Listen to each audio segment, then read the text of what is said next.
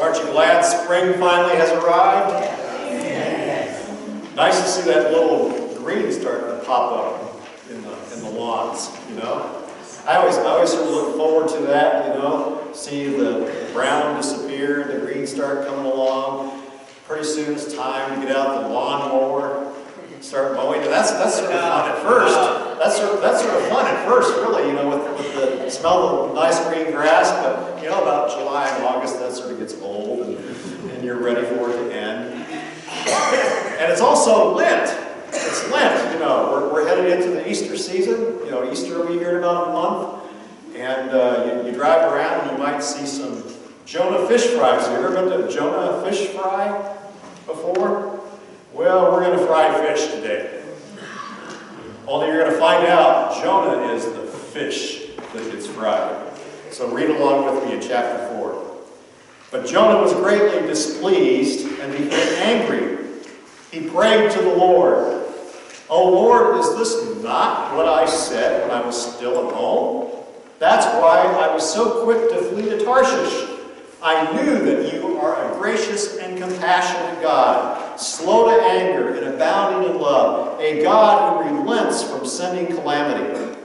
Now, O Lord, take my life, for it is better for me to die than to live." But the Lord replied, "Have you any right to be angry?"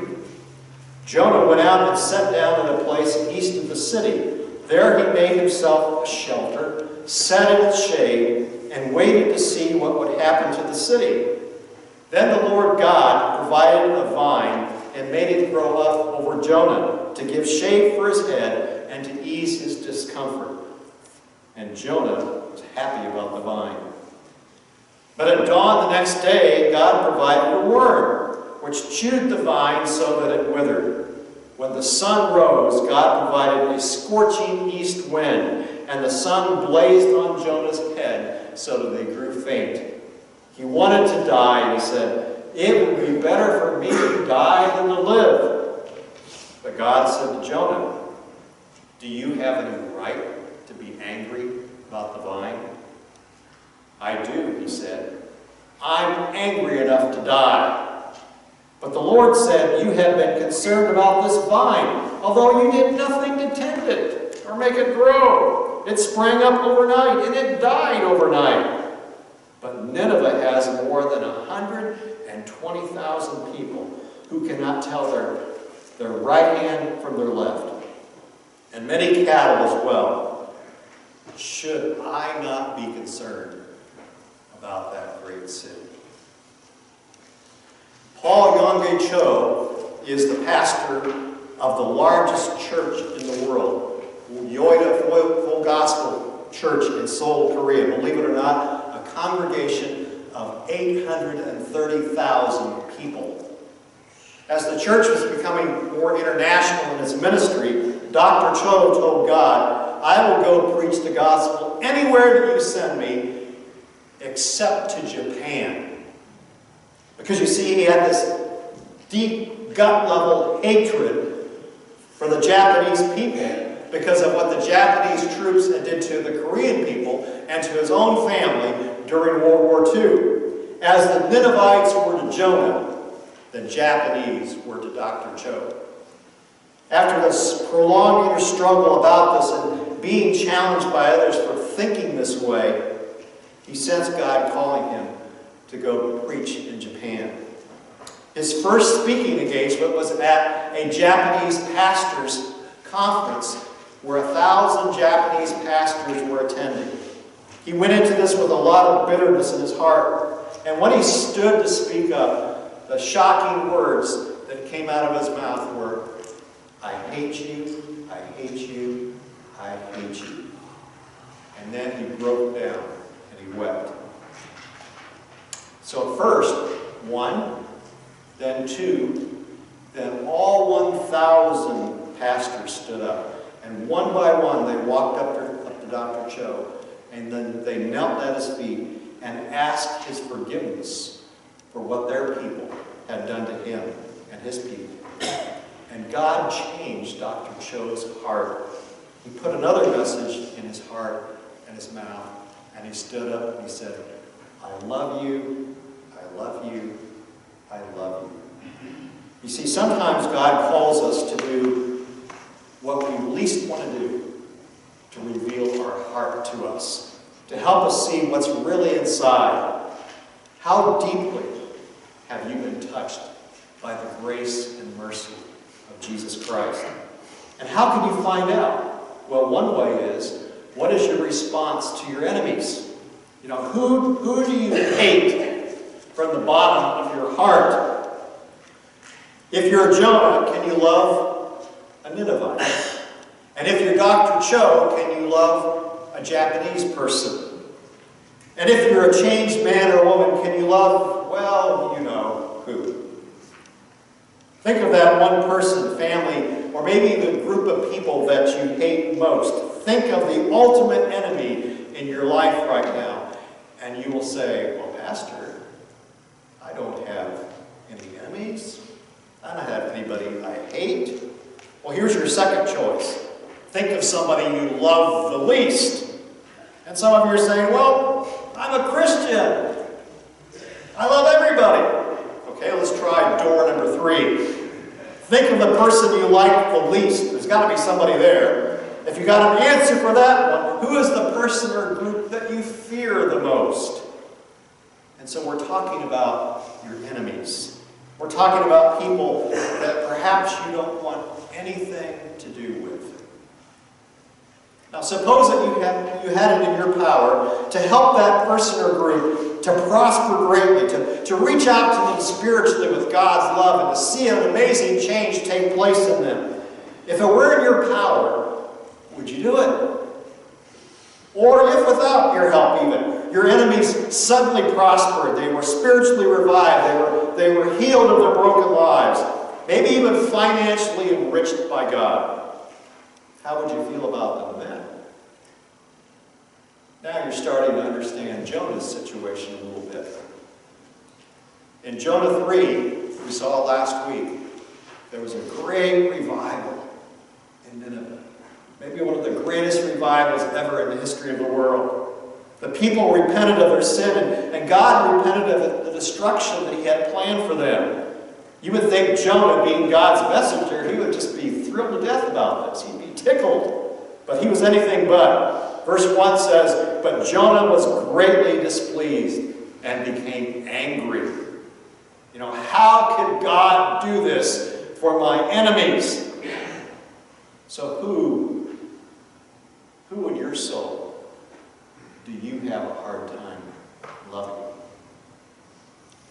Jonah knew from the beginning that going to the Ninevites was going to be an act of compassion, not condemnation. He said, oh Lord, is this not what I said was going to happen while I was still at home? That's why I fled to Tarshish. I knew that you were a gracious and compassionate God, slow to anger, not like me, and abounding in love, a God who relents in sending calamity.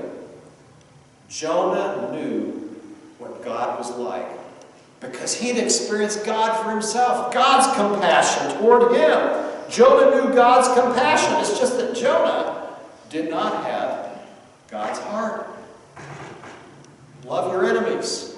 I mean, that's a pretty basic Bible teaching, isn't it?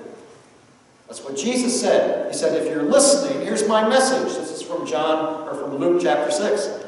Keep loving your enemies, no matter what they do. Keep doing good to those who hate you. Keep speaking blessings on those who curse you. Keep praying for those who mistreat you. If someone strikes you on the cheek, offer the other one. If someone steals your coat, offer him your shirt too. If someone begs from you, give it to him. If someone robs you of your valuables, don't demand them back.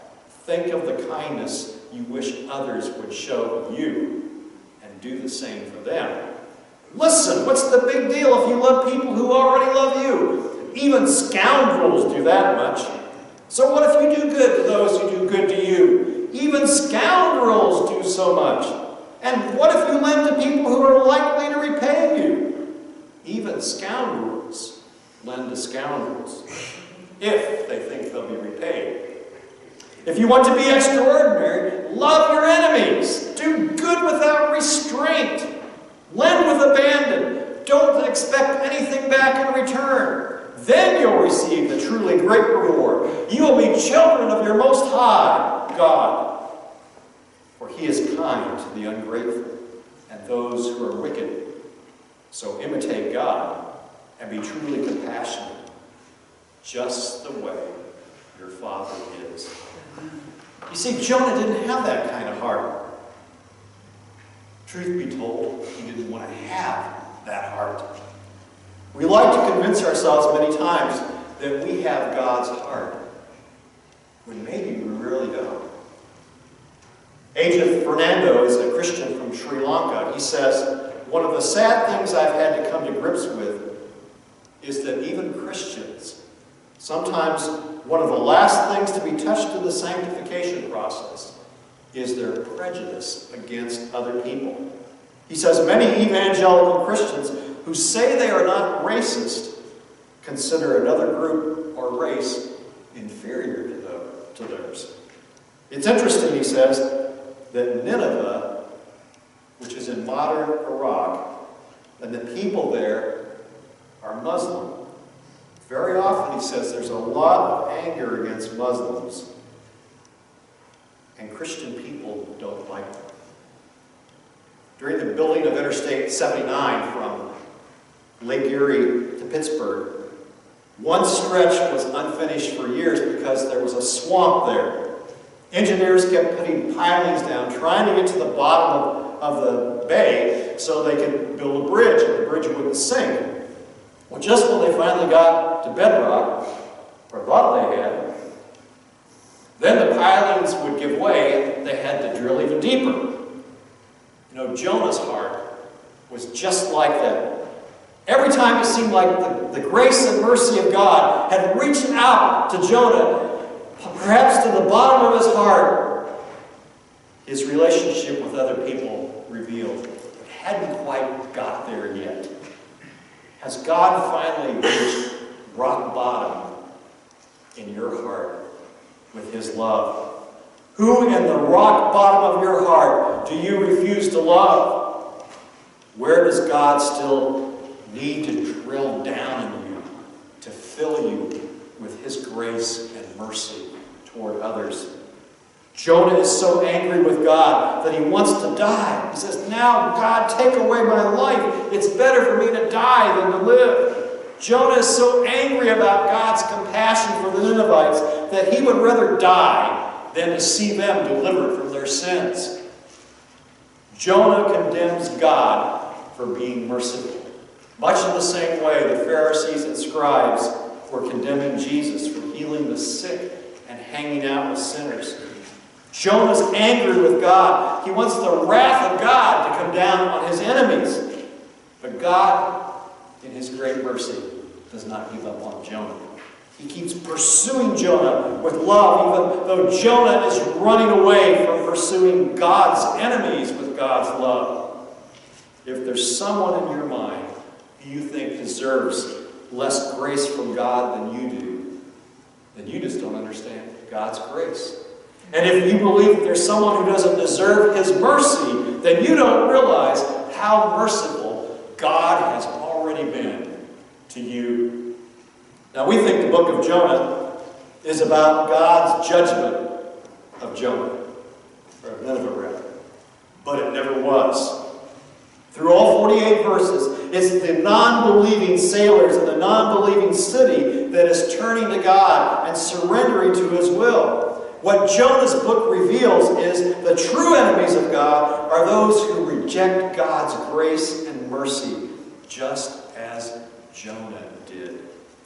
Jonah was acting like God's enemy. So are you okay with the gospel that says you need as much mercy from God as your enemies do?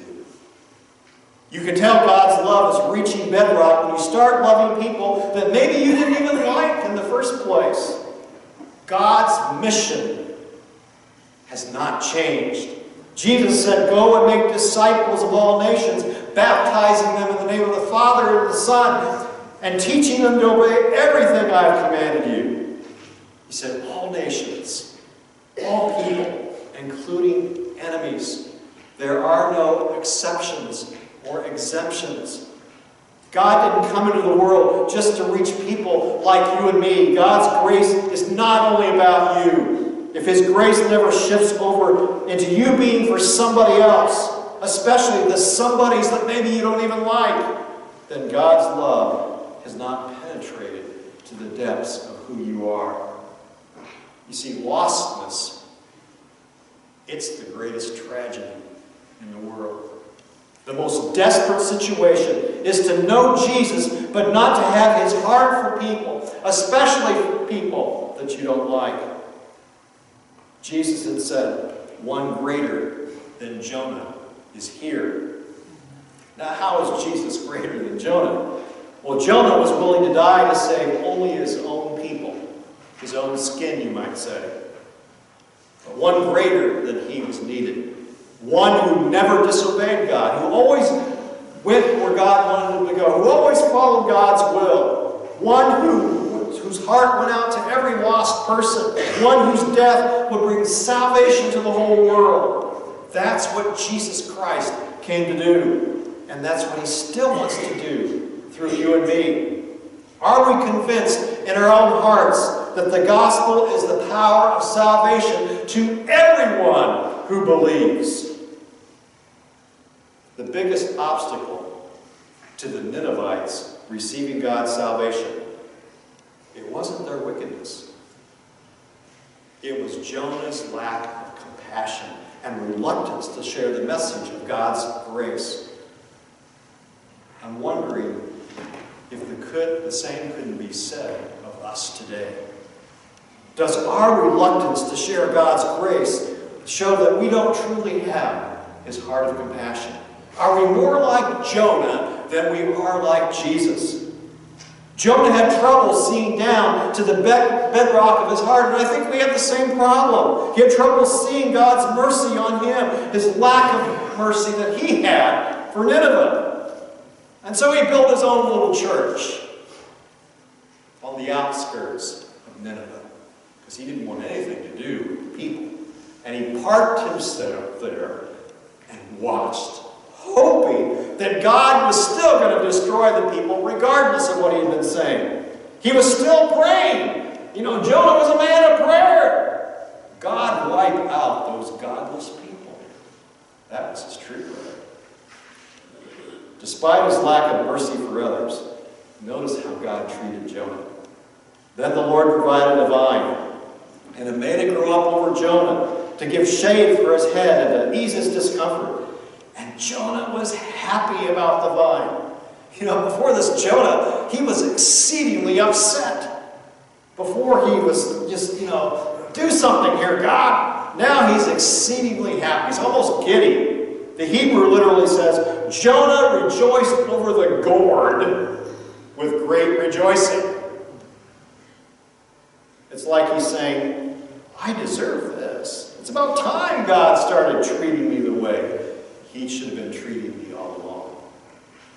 Jonah says, I'm worth it, but these people aren't. So at dawn the next day, God provided a worm, which chewed the vine so that it withered.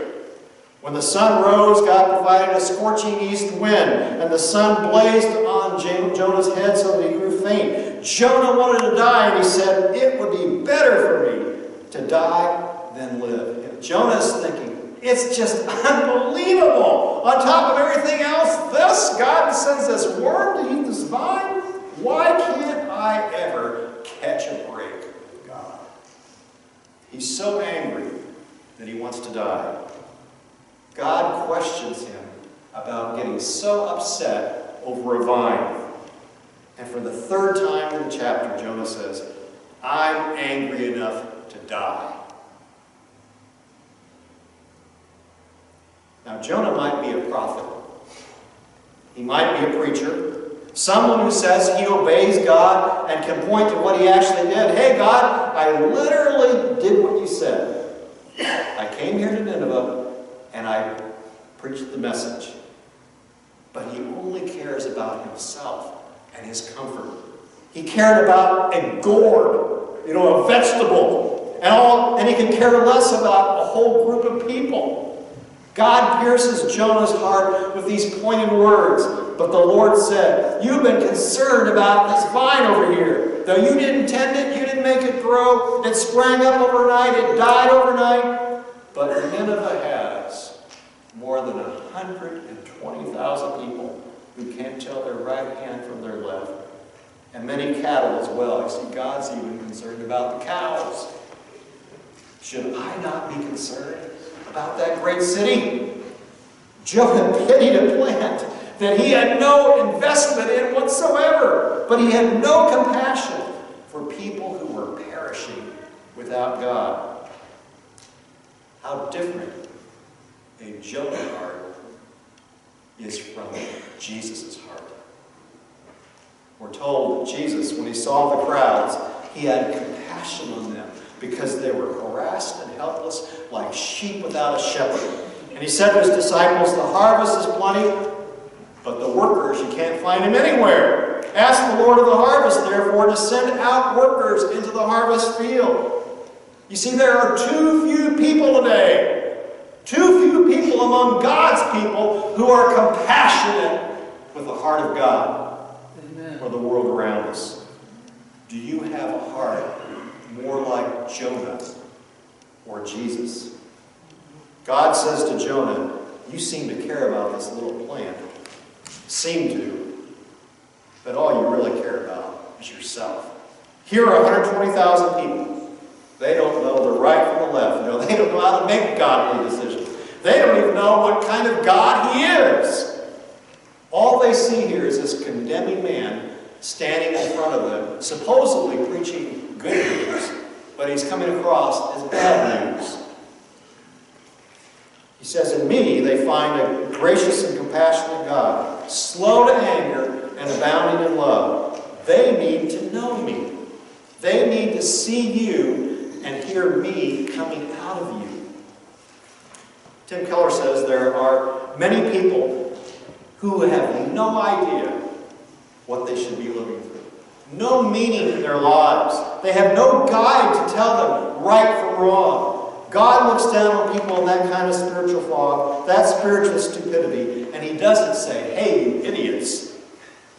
But when we look at people who have brought trouble into their own lives by their own foolishness, we often say things like, you know, it sort of serves them right. Or we might even go on the social media and say, you know, what kind of imbecile says things like that? The people of Nineveh are spiritually blind. They have lost their way. They don't know any way out of their problems. Jonah knows the way. He knows the truth. But he's not living the life. He's not sharing the heart of God. He doesn't have it. He fails to show the compassion of God. Jonah has forgotten how merciful God has been to him. After all, he saved him from a lethal storm. He saved him from drowning. He saved him from a great fish. He himself had been sent by a great God. Jonah deserved judgment too. But what he got instead was severe mercy. So we hear the same compassion in Paul's voice when he says, I have great sorrow and unceasing anguish in my heart. I would wish that I myself were cut off for Christ for the sake of my brothers. You see, compassion is your pain in my heart. It's the pain of your lostness down in the bedrock of my soul. Paul had this pain for his own people. God intends for us to have this pain for people who don't know him. Compassion reveals another part of how this happens. We see it in Jesus. It says, as Jesus approached Jerusalem, he saw the city. He wept over it and said, "O Jerusalem, Jerusalem, you who kill the prophets and stone those sent to you. How often I have longed to gather you as children, as a hen gathers her chicks under her wings, but you were unwilling." Compassion means to grieve over somebody or something, to have your heart broken, to weep for it. There's no compassion without some tears. to become like the Father, whose only authority is compassion, I have to shed some tears. My heart has to be broken over those who need to hear whatever my journey has been, and whatever their journey is, I need to be broken for them. The most common expression in the New Testament for Jesus' emotional life was, he was moved with compassion. And many times that compassion brought tears to his eyes. Jesus was moved from the bedrock, from the depths of his being. God says to Jonah, you wept over this plant. Your heart became attached to it. When it died, you grieved over it. You weep over plants, but I weep over people. I'm weeping over this city. If you're my prophet, why don't you have my compassion? Why don't you have my heart? Stories told about a church that had become a graveyard for preachers. The internal conflicts in this congregation have been such over the years that most pastors only stayed a very short while. A new man was brought in, one who was very promising, one of the younger ministers of the district. But before a year was even over, the chairman of the congregation approached the bishop and asked to have the preacher moved on elsewhere. What's the problem? Asked the bishop. Well, all he does is he gets up every Sunday and he tells us we're going to hell. Well, reluctantly, the bishop transferred the younger man and he brought in an older guy. He thought maybe he could handle it. 6 months later, the chairman was on the phone again. This preacher is no better than any of the rest of them you sent us. All he does is he gets up every Sunday and he tells us we're going to hell. Bishop was getting exasperated. He was determined this time he was going to fight fire with fire. So he brought in an aggressive, recent seminary graduate who was known to be highly controversial. He was as tough as nails, immovable. Then the bishop sat back and he just waited for thunder and lightning to strike. 3.5 years passed without hearing a word. Rumors were that the seats were packed on Sundays and the church was growing in every way. Well, curiosity finally got the best of it. So he called the chairman of the church and he said, hey, how do you like that new preacher of yours?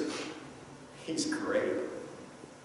I don't get it, said the bishop. I thought he would tell you in no uncertain terms that you are hellbound unless you change your ways. Oh, said the chairman, hardly a Sunday goes by that he doesn't tell us we're going to hell. But he cries about it. All the rest of them were glad.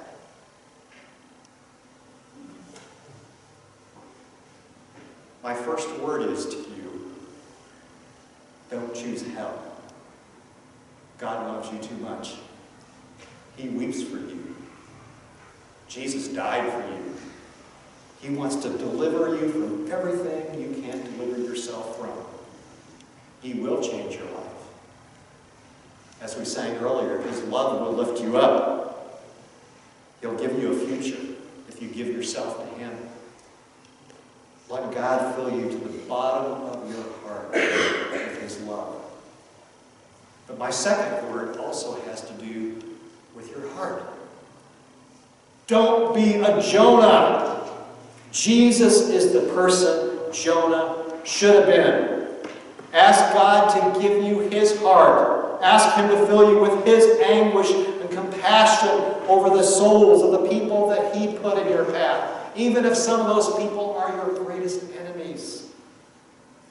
The truth is, I'm a Jonah. You're a Jonah. God has called us to be Jesus and bring Jesus to the people around us. In Jonah, the book of Jonah, God aims His arrow at our hearts and He says, will you be like Jesus? Or will you just be another Jonah?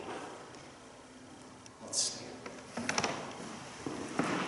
Oh God, may we know our hearts this morning. And may we see the heart and have the heart